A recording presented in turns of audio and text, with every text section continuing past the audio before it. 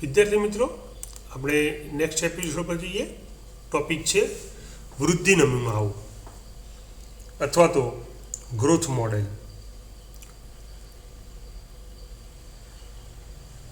સમયકારક સામે જ્યારે આપણે પ્રાણી સંખ્યાના વધારાનો આપણે આલેખ દોરીએ તો આવા આલેખો જે છે એ આપણને ત્રિઘાતી વક્ર આલેખ મળે છે.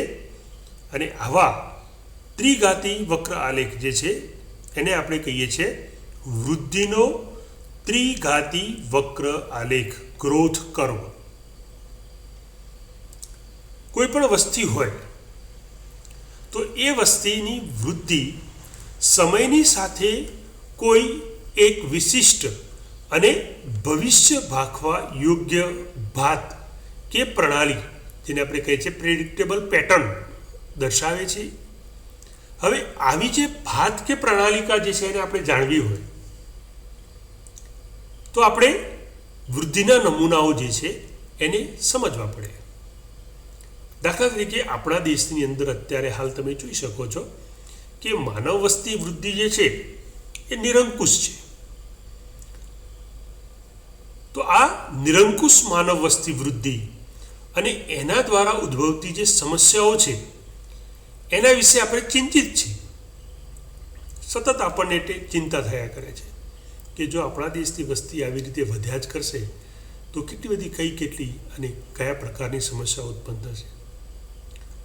એટલે જો કુદરતની અંદર જુદી જુદી વસ્તીઓ આ જ પ્રકારે વર્તે, અહીંયા આપણે ઉદાહરણ માનવ વસ્તીનું લીધું, એવું અન્ય સજીવોનું ઉદાહરણ પણ આપણે લઈ શકીએ. એટલે અહીંયા જુદી જુદી અન્ય સજીવોની જે વસ્તીઓ છે એ બધી જ વસ્તીઓ જો માનવ વસ્તીની જેમ જ પ્રકારે વર્તે કે આ વૃદ્ધિ ઉપર થોડો અંકુશ દર્શાવે તો એ આપણા માટે એક જિજ્ઞાસાપૂર્વકનું બાબત છે. આપણને જિજ્ઞાસા એ થાય કે માનવ વસ્તી અથવા તો અન્ય જુદી જુદી જાતિની વસ્તીઓ જે છે આટલી બધી કેમ કૂદકીને ભૂસકે વધે છે.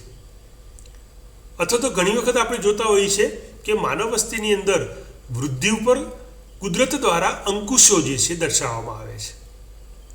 ત્યારે આપણને એમ થાય કે આ વધતી જે વસ્તી જે છે અથવા તો એ વસ્તી ઉપર કુદરત દ્વારા જે અંકુશો દર્શાવવામાં આવે છે એના વિશે આપણને જાણવાની જિજ્ઞાસા સ્વાભાવિક રીતે હોય. અને એના કારણે આપણે વસ્તી વૃદ્ધિને કેવી રીતે નિયંત્રણમાં રાખી શકાય એ અંગે આપણે વિચારીએ. મોટાભાગે તમે જુઓ કે કોઈ પણ જાતિની સજીવ છે એની વસ્તી જે વૃદ્ધિ જે છે એ વૃદ્ધિ પ્રકૃતિ દ્વારા નિયંત્રિત કરવામાં આવે છે. એટલે આપણે પ્રકૃતિ પાસેથી એક બે પાઠ દ્વારા વસ્તી વૃદ્ધિના નિયંત્રણ બાબતોની મહત્વની જે ક્રિયાઓ જે છે એને આપણે શીખી શકીએ છીએ. સામાન્ય રીતે તમે જુઓ કે કોઈ પણ પ્રકારના અથવા કોઈ પણ સજીવની વસ્તી વૃદ્ધિ વધે એટલે એ વસ્તી અથવા તો એ વસવાટ સ્થાન જે છે એ વસવાટ સ્થાનની અંદર આ થતો વસ્તીનો વધારો જે છે એ વસવાટ સ્થાનને અનિયંત્રિત કરી દે છે. કારણ કે જો એક જ જાતિની અંદર અથવા તો જુદી જુદી જાતિઓની અંદર આવો વસ્તી વધારો થાય તો સ્વાભાવિક છે કે જુદા જુદા પ્રકારની આપણને સ્પર્ધાઓ જોવા મળે. અને આવી સ્પર્ધાઓ કઈ હોઈ શકે? દાખલા તરીકે જગ્યા માટેની, એટલે કે સ્થાન માટેની, નિવાસ સ્થાન માટેની, ખોરાક અથવા તો આહાર માટેની, પ્રજનન માટે સાથી મેળવવા માટેની, પરભક્ષકો જે છે એનાથી બચવા માટેની. તો આવી જુદા જુદા પ્રકારની સ્પર્ધાઓ જે છે એ સ્પર્ધાઓ આપણને જોવા મળે છે. તો આવા કુદરત દ્વારા અથવા તો પ્રકૃતિ દ્વારા વસ્તી વૃદ્ધિ રહે છે એના પર અંકુશ મેળવવા માટે જુદી જુદી પ્રકારની પદ્ધતિઓ જે છે એ અપનાવવામાં આવતી હોય છે. અને આવી પદ્ધતિઓ એટલે દાખલા તરીકે અતિવૃષ્ટિ, અનાવૃષ્ટિ, દુષ્કાળ, ધરતીકંપ, લાવા સ્ફોટ, માનવીય ભૂલોના કારણે સર્જાતી વિવિધ પ્રકારની પ્રવૃત્તિઓ જે છે એના કારણે પણ વસ્તી જે છે, પછી માનવની વસ્તી હોય કે અન્ય કોઈ પણ પ્રકારના સજીવની વસ્તી હોય, એને નિયંત્રિત કરવામાં આવે છે. તો આ કુદરતી અને કૃત્રિમ બંને પ્રકારની એવી નિયંત્રણ પદ્ધતિઓ છે કે જેના દ્વારા વસ્તી વૃદ્ધિ પર જે છે એના પર થોડો ઘણો અંકુશ મેળવવામાં આવે છે. તો આ જે બાબત જે છે એટલે કે જુદી જુદી વસ્તીઓ જે છે એ વસ્તીઓ અંગેના અભ્યાસ માટે આપણે વૃદ્ધિ ત્રિઘાતી વક્ર આલેખ જે ભાત જે છે એનો આપણે અભ્યાસ કરવો પડે. અને આવા આલેખ ભાત જે છે એ અલગ અલગ પ્રકારની હોય છે. મુખ્યત્વે આપણને આવા વૃદ્ધિના નમૂનાઓ અથવા ગ્રોથ મોડેલ જે છે અથવા તો ત્રિઘાતી વક્ર જે છે એ આપણને બે પ્રકારના જોવા મળે છે. એમાં એક છે ચરઘાતાંકીય વૃદ્ધિ અને બીજો જે છે એને કહેવાય છે સંભાવ્ય વૃદ્ધિ. વિદ્યાર્થી મિત્રો, આ બંને પ્રકારના જે વૃદ્ધિ વક્ર આલેખ અથવા તો આલેખ ભાત જે છે એને જો આપણે બરાબર સમજીએ તો આપણને ખ્યાલ આવી શકે કે વસ્તી વૃદ્ધિ જે છે એ કઈ રીતે થાય છે અને એના પર કઈ રીતે આપણે અંકુશ મેળવી શકીએ. તો સૌથી પહેલાં આપણે વાત કરીએ ચરઘાતાંકીય વૃદ્ધિ. કોઈ પણ વસ્તી હોય તો એ વસ્તીની અબાધિત વૃદ્ધિ માટે સંસાધન કે સ્ત્રોત અને સંસાધન એટલે શું? તો સંસાધન એટલે ખોરાક અથવા તો સ્ત્રોત એટલે જગ્યા. તો આ સંસાધન કે સ્ત્રોત અથવા તો ખોરાક અને જગ્યાની ઉપલબ્ધિ દેખીતી રીતે આવશ્યક છે.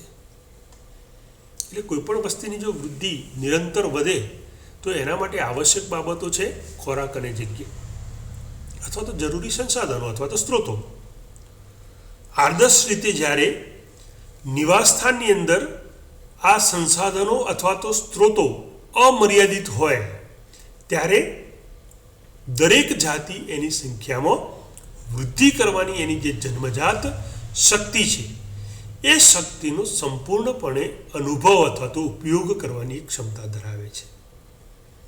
કોઈ પણ વસ્તીને જરૂરી માત્રામાં ખોરાક અને જગ્યા મળતી રહે તો સ્વાભાવિક છે કે વૃદ્ધિ થશે. દાખલા તરીકે ડાર્વિને જ્યારે પોતાના પ્રાકૃતિક પસંદગીના એનો જે સિદ્ધાંતનો જ્યારે વિકાસ કરતો હતો અથવા થતો હતો ત્યારે એ દરમિયાન ડાર્વિને અવલોકન કર્યું અને જોયું કે આ પ્રાકૃતિક પસંદગીના સિદ્ધાંતના વિકાસ સમયે વૃદ્ધિ જે છે એ ચરઘાતાંકીય કે ભૌમિતિક શૈલી અથવા તેને કહે જીઓમેટ્રિક ફેશન પેટર્નની અંદર વસ્તી વૃદ્ધિ હતી. આપણે અગાઉ સૂત્ર જોયું જેમાં કેપિટલ એન ની વાત કરીએ તો એ કદની વસ્તી છે. જન્મદર એટલે કે પ્રતિ વ્યક્તિ જન્મ એને આપણે સ્મોલ બી સ્વરૂપે દર્શાવીએ. મૃત્યુદર એટલે કે પ્રતિ વ્યક્તિ મૃત્યુ એને આપણે સ્મોલ ડીના સ્વરૂપે દર્શાવવામાં આવે તો એકમ સમય અવધિ ટી આપણે આગળ વાત કરી દઈએ કે એન ટી પ્લસ 1 અહીંયા ટી બરાબર શું થાય? dn upon dt. d capital N upon d small d. એટલે n એટલે વસ્તી વૃદ્ધિ અને સ્મોલ t એટલે સમય. તો એકમ સમય અવધિ t દરમિયાન વધારો કે ઘટાડો આ સમીકરણ પ્રમાણે બનશે. dn upon dt બરાબર b minus D into n. હવે અહીંયા માનો કે b માઇનસ ડી બરાબર સ્મોલ r આપણે લઈએ તો આ જે સમીકરણ જે છે એ આ રીતે બનશે. dn upon dt બરાબર small r into capital N. હવે અહીંયા આગળ જે સ્મોલ r જે છે એ પ્રાકૃતિક વૃદ્ધિનો આંતરિક દર છે અથવા તો એને કહેવામાં આવે છે પ્રાકૃતિક વધારાનો આંતરિક દર. સાથે સાથે તેને વસ્તી વૃદ્ધિ ઉપર કોઈ પણ જૈવિક કે અજૈવિક પરિબળની અસર અથવા તો એનો પ્રભાવ જે છે પરિબળનો એ નક્કી કરવા માટેના ખૂબ જ મહત્વપૂર્ણનો માપદંડ માનવામાં આવે છે. એટલે અહીંયા dn upon dt બરાબર small r dn upon dt બરાબર small R into capital N જે છે કે જેમાં આર જે છે એ પ્રાકૃતિક વૃદ્ધિનો અથવા તો વધારાનો આંતરિક દર છે, જે કોઈપણ જૈવિક કે અજૈવિક પરિબળ વસ્તી વૃદ્ધિ ઉપર અસર કરે એ નક્કી કરવા માટેનો મહત્વપૂર્ણ માપદંડ માનવામાં આવે છે. એટલે આરના મૂલ્યોના પરિણામ વિશે આપણે થોડાક ઉદાહરણો જે છે એ ઉદાહરણો દ્વારા આપણે સમજીએ. દાખલા તરીકે એક ઉદાહરણ છે કે નોર્વેના ઉંદરો, એના માટેનો સ્મોલ આરનું વેલ્યુ છે 0.015. બીજું ઉદાહરણ છે કે લોટમાં પડતી રાતી જીવાત, જેને આપણે ધણીદાર તરીકે ઓળખીએ છીએ, તમે બધા જાણો છો, ફ્લોર બીટલ કે એને કહેવાય, તો એના માટેનો સ્મોલ આર છે 0.12. ત્રીજું ઉદાહરણ લઈએ આપણે કે 1981માં ભારતમાં માનવ વસ્તી માટે સ્મોલ આરનું મૂલ્ય 0.0205 હતું. હવે આ જે આપણને 3 ઉદાહરણો જે છે એ ઉદાહરણો આપણને સ્મોલ આરની કિંમત સ્વરૂપે આપેલા છે. હવે વર્તમાન સમયમાં આ આરનું મૂલ્ય કેટલું છે એ આપણે શોધવું છે. તો એના માટે આપણે જો ગણતરી કરવી હોય તો આપણને જન્મદર અને મૃત્યુદરની જાણ હોવી જોઈએ. અહીંયા આપણને આર આપેલો છે, પણ એના માટે આપણે જન્મદર અને મૃત્યુદરની જો કિંમત આપણને ખબર હશે તો આપણે વર્તમાન સમયના આરના મૂલ્યનું ગણતરી કરી શકીએ. તો અહીંયા જે ઉપર સમીકરણ જે આપેલું છે એ સમીકરણ વસ્તીની ચરઘાતાંકીય કે ભૌમિતિક વૃદ્ધિ અથવા તો જીઓમેટ્રિક પેટર્ન જે છે એ પેટર્ન આપણને વર્ણવે છે. વિદ્યાર્થી મિત્રો, અહીંયા આગળ એક આપણને આકૃતિ આપી છે કે જેમાં એક આલેખ આપ્યો છે, જે સમયની વિરુદ્ધ વસ્તી ગીચતાનો એક આલેખ દોરેલો છે. તો એ વસ્તી ગીચતા કેપિટલ એન અને સમય સ્મોલ ટીની સાપેક્ષે આપણે જો આલેખ દોરીએ તો આ જે આલેખ જે છે એ આલેખ આપણને આવો જે આકારનો મળે છે. હવે આ જે આકારનો વૃદ્ધિ ત્રિઘાતી વક્ર તરીકે એ ઓળખાય છે. કેટલીક વસ્તીઓમાં વૃદ્ધિ શરૂઆતમાં ખૂબ જ ઝડપથી વધે છે, શરૂઆતના સમયમાં ધીમી હોય અને પછી એકદમ ફાસ્ટ આ રીતે વૃદ્ધિ વધે. ચક્રવૃદ્ધિની વ્યાજની જેમ જ આ વૃદ્ધિ જે છે વધે છે, કારણ કે એ સમય દરમિયાન થોડા સમય પછી વસ્તીની વૃદ્ધિની જે સંખ્યા જે છે અથવા તો કોઈ પણ સજીવની સંખ્યા છે એ સંખ્યા સતત વધતી હોય છે, અને ત્યાર પછી એ વૃદ્ધિ જે છે એ વૃદ્ધિ ઘટી જાય. એટલે અહીંયા આગળ સતત વધતી વૃદ્ધિ આલેખ જે છે આમ ધીમે ધીમે ઘટતો ઘટતો આપણને એમ જોવા મળે. તો આનો જે આકાર છે એ આકાર આપણને જે આકારની પદ્ધતિનો મળે છે. જો તમે મૂળભૂત કલન એક ગણિતની અંદર વિશિષ્ટ પ્રકારની પદ્ધતિ છે, કલનશાસ્ત્ર નામનું એક પદ્ધતિ આખી અથવા તો ટોપિક ગણિતની અંદર આવે છે.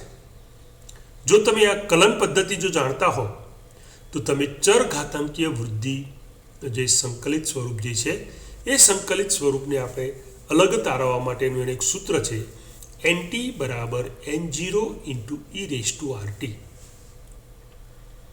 હવે અહીંયા આગળ આ જે સમીકરણ જે છે એ સમીકરણની અંદર તમે NT એટલે શું, તો NT એટલે T સમયની વસ્તી ગીચતા.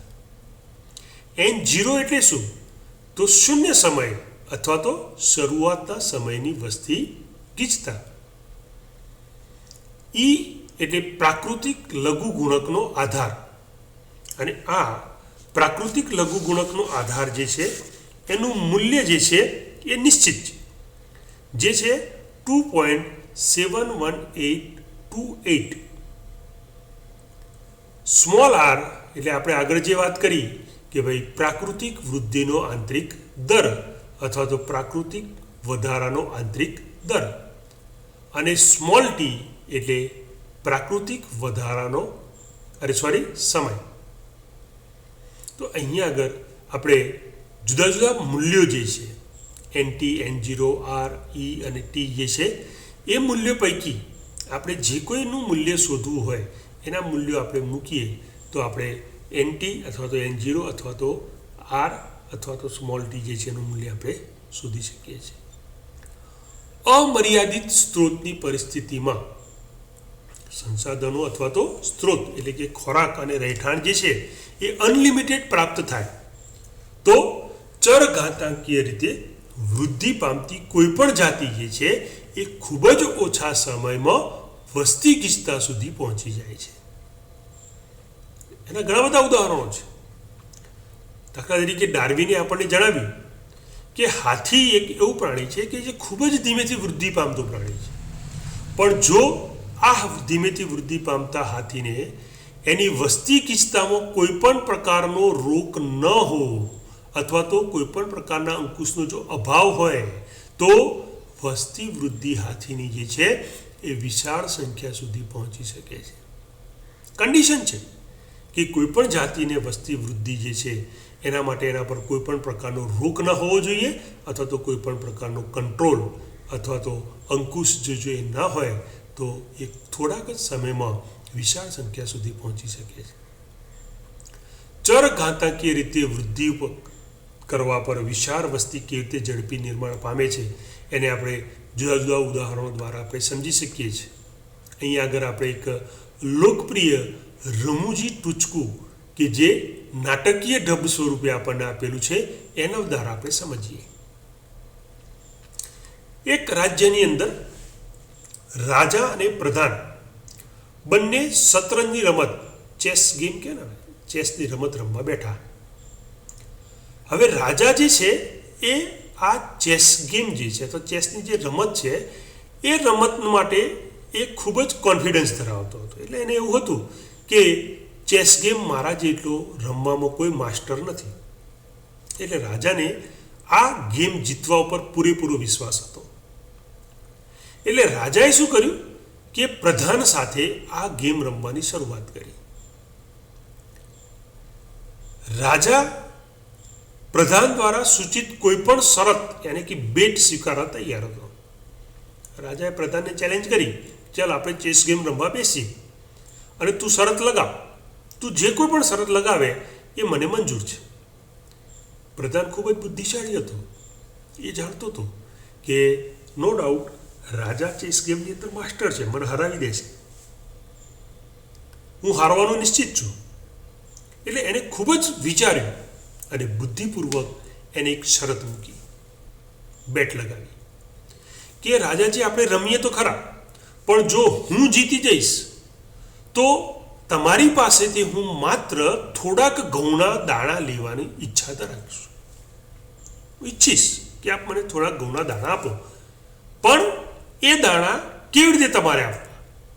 તો એના માટેની પ્રધાને એક શરત મૂકી કે શતરંજના જે પટ છે, ચેસબોર્ડ જે છે, એ ચેસબોર્ડ ઉપર રહેલા ચોરસ ખાનાની જે સંખ્યા છે એ સંખ્યા પ્રમાણે પ્રથમ ખાનામાં એક દાણો મૂકવાનો, બીજા ખાનામાં આગળના ખાનાથી ડબલ એટલે બીજા ખાનામાં 2 મૂકવાના, ત્રીજા ખાનામાં બીજા ખાના કરતાં ડબલ એટલે બીજા ખાનામાં 2 હતા તો ત્રીજા ખાનામાં કેટલા આવે?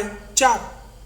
આમ પ્રત્યેક નવા ખાનામાં આગળના ખાના કરતાં ડબલ દાણા જે છે એ મૂકતા જવાનું.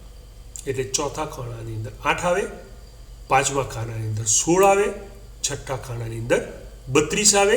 એમ દરેક નવા ખાનાની અંદર અગાઉના ખાના કરતો ડબલ દાણા જે છે એટલે કે પાછલી માત્રાથી 2 ગણા દાણા જે છે એ દરેક નવા ખાનાઓની અંદર મૂકતા રહેવું અને ત્યાં સુધી મૂકવા જ્યાં સુધી બધા જ ચેસ ગેમના 64 ખાના ભરાઈ ન જાય. એટલે કે 64 ખાનાઓ ભરી દેવાના, પણ શરત એટલી કે દરેક ખાનામાં અગાઉના ખાના કરતાં ડબલ દાણા મૂકવા. શરૂઆતમાં રાજાને આ જે શરત છે ખૂબ જ મૂર્ખતાપૂર્ણ લાગી. એટલે રાજાએ કંઈ પણ વિચાર્યા વગર આ શરત જે છે, બેટ જે છે એને સ્વીકારી લીધી, માની લીધી અને એને રમતની શરૂઆત કરવાનો ઓર્ડર કર્યો. પરંતુ એ દિવસે રાજાનું દુર્ભાગ્ય હતું કે પ્રધાન જે છે આ રમત જીતી ગયો. હવે પ્રધાન જીતી ગયો, રાજાએ શરત મારી હતી, શરત સ્વીકારી હતી, એટલે રાજાને લાગ્યું કે આ પ્રધાનની શરત પૂરી કરી તો ખૂબ જ સરળ છે. એને બહુ ઊંડાણપૂર્વક વિચાર ન કર્યું કે આ પ્રધાને આવી શરત કેમ મૂકી. કારણ કે એને જીતનો ઓવર કોન્ફિડન્સ હતું, એને અભિમાન હતું કે હું આ ગેમ જીતીશ જ. પણ જ્યારે રાજા હારી ગયો એટલે રાજાને શરૂઆતમાં તો એવું લાગ્યું કે આ પ્રધાનની શરત પૂરી કરવી ખૂબ જ સરળ છે. એટલે એણે પહેલાં ખાનામાં એક દાણો મૂકવાની શરૂઆત કરી, અને જેમ જેમ આગળના ખાનામાં વધતો ગયો એમ પ્રધાનની સૂચન કરવામાં આવેલી પદ્ધતિ અનુસાર અન્ય ખાનાઓની અંદર દાણાઓ જે છે એ આગળ ભરતો ગયો. ખાનાઓ ભરતો રાજાઓ જ્યારે શતરંજના અડધા ખાના જે છે એ ખાના ભરવા સુધી પહોંચ્યો ત્યાં સુધીમાં રાજાને લાઇટ થઈ ગયું, સમજાઈ ગયું, અને એને ત્રાસકો પડ્યો, ફાર પડી કે જો આ પ્રધાનની શરત મુજબ હું દરેક ખાનાઓમાં અગાઉના ખાના કરતાં ડબલ દાણા જો મૂકતો જઈશ તો મારા સંપૂર્ણ રાજ્યમાં ઉત્પાદિત બધા જ ઘઉંના દાણાઓ જે છે એને જો એક સાથે હું લાવીને મૂકું તો પણ 64 ખાનાઓમાં આ ઘઉંના દાણાઓ ભરવા માટે અપૂરતા હશે. એટલે કે તમામ રાજ્યમાં ઉત્પાદિત બધા જ ઘઉંના દાણાઓને મૂકે તો પણ આ 64 ખાનાઓ ભરી શકાશે નહીં. તો આ ઉદાહરણ દ્વારા આપણે સમજીએ છીએ કે દરેક ખાનાઓમાં અગાઉના ખાના કરતાં ડબલ દાણાઓ જે છે મૂકતા જઈએ તો તમે જોશો કે દરેક નવા ખાનાની અંદર દાણાની સંખ્યા જે શું થાય છે એમાં વધારો થાય છે, અને એ વૃદ્ધિ 64 ખાના સુધી પહોંચતા ક્યાં સુધી પહોંચે તમે ગણતરી કરો. તો આવા પ્રકારની જે વૃદ્ધિ છે એને ચરઘાતાંકીય વૃદ્ધિ કહેવામાં આવે. અને આવો જે વૃદ્ધિ વક્ર આલેખ જે છે એ આપણને જે આકારનો મળે છે. તો આવા જે આકારના વૃદ્ધિ વક્ર આલેખ જે છે એને જો આપણે સમજવો હોય તો આપણે આ ઉદાહરણ જે છે એ ઉદાહરણ દ્વારા આપણે સરળતાથી સમજી શકીએ છીએ. તો વિદ્યાર્થી મિત્રો, આ વાત કરીએ આપણે વૃદ્ધિ વક્ર આલેખની. આગળ આપણે બીજી એક વાત કરીએ, બીજું ઉદાહરણ લઈએ. દાખલા તરીકે એક નાનકડું પ્રાણી છે પેરામેસિયમ, આપણે એને લઈએ. તો પેરામેસિયમ એક એવું પ્રાણી છે, એક પ્રાણી એ વ્યક્તિગત સંખ્યાથી શરૂ કરે છે અને દ્વિભાજનની પદ્ધતિ દ્વારા દરેક દિવસે એની સંખ્યામાં 2 ગણો વધારો કરતું રહે છે. એટલે માનો કે આજે એક પેરામેસિયમ આપણે લીધું હોય પ્રયોગમાં, તો બીજા દિવસે એ દ્વિભાજન સ્વયં રીતે દ્વિભાજન પામી અને 1 ના 2 થાય. બીજા દિવસે એ 2 પેરામેસિયમ જે છે એ ત્રીજા દિવસે 2 માંથી 4 થશે, ચોથા દિવસે 4 માંથી 16 થશે. એમ આપણે કલ્પના કરીએ કે જો પેરામેસિયમ આ રીતે દરેક નવા દિવસે ડબલ થતા જાય તો 64 દિવસોમાં આ પેરામેસિયમની વસ્તીનું કદ કેટલું થશે? વિદ્યાર્થી મિત્રો, તમે ગણતરી કરશો તો તમને ખ્યાલ આવશે કે પેરામેસિયમની વસ્તી વૃદ્ધિ 64 દિવસમાં એટલી બધી વધી જશે કે આપણું મગજ જે છે એ પણ ચક્રાવામાં પડી જશે, માઇન્ડ બોગલિંગ આપણું થઈ જશે. પણ આ માટે શરત એવી હોવી જોઈએ, અમર્યાદિત આહાર અને જગ્યા પેરામેસિયમને સતત પ્રદાન થતી રહેવી જોઈએ, તો જ એના વસ્તીનું કદ જે છે એ આ ચરઘાતાંકીય વૃદ્ધિ એટલે કે જે આકારના આલેખ મુજબ થતી આપણને જોવા મળશે. તો વિદ્યાર્થી મિત્રો, આ વસ્તી સંતુલન જે છે કે જેને આપણે સમયકારક સાથે જ્યારે આપણે પ્રાણીના સંખ્યા અથવા તો ઘઉંના દાણાની સંખ્યાનો આપણે વધારો લઈને આલેખ દોરીએ તો આવા આલેખ જે છે એ આપણને ત્રિઘાતી વક્ર આલેખ પ્રકારના અહીંયા આકૃતિમાં બતાવ્યા છે એવા આપણને પ્રાપ્ત થાય છે. તો એને વૃદ્ધિનો ત્રિઘાતી વક્ર આલેખ અથવા તો એનો જે આકારનો વૃદ્ધિ ત્રિઘાતી આલેખ જે છે તરીકે ઓળખવામાં આવે છે. આ સિવાય પણ અન્ય અલગ અલગ પ્રકારની વૃદ્ધિ વક્ર આલેખની પેટર્ન હોય છે, જેમાંની આપણે એક પેટર્નની વાત કરી, ચરઘાતાંકીય વૃદ્ધિ આલેખ.